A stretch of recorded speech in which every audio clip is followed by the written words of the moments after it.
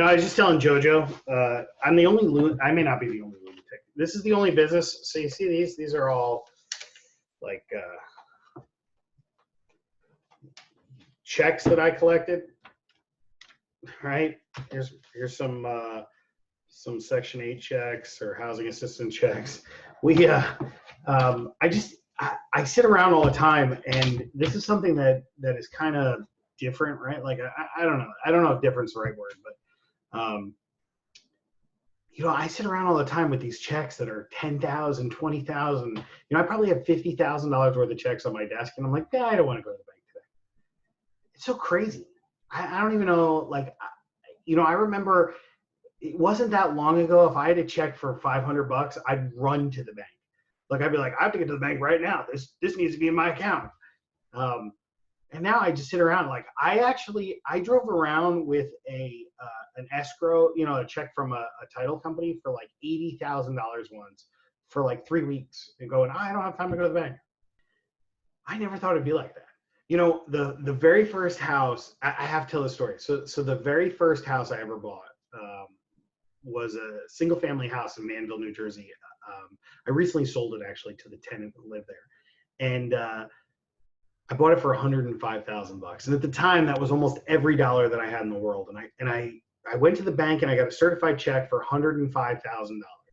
And I was about to leave for the closing, right? And I'm walking out the door and I kiss my wife, and I'm holding the check with two hands, right? I'm holding the check. It was in an envelope, and I'm holding it like this. I'm indoors and I'm afraid it's going to blow away.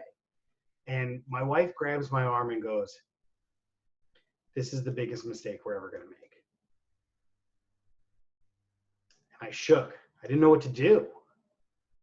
And I looked at her and I'm like, baby, they're all waiting for me. You know, the lawyer called, everybody's waiting for me. And she's like, I'm okay with it. She said, I'm okay. You can do this. I just think it's the biggest mistake we're ever going to make. And I said, baby, I think I have to do it. I think it's the right thing to do. I think I have to do. I think this is a good investment. And I got in the car and I drove to the attorney's office and I sat at closing.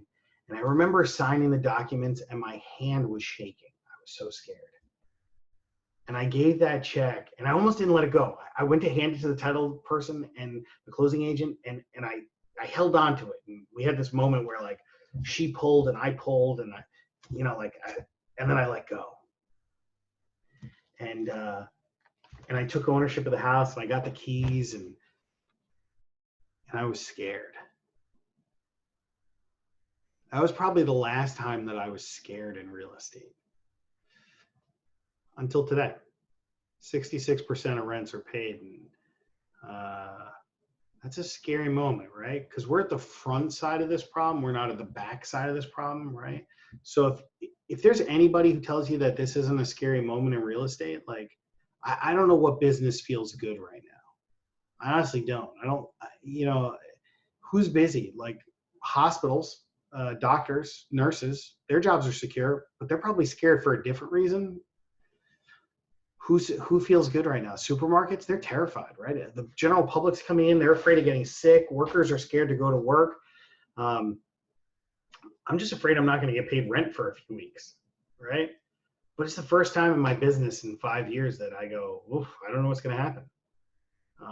So listen, thank you for checking in. Thanks for being on this journey. If you got any questions, just reach out to me and I'll answer them the best I can. This is Chris Anderson, Blackberry Ridge Development.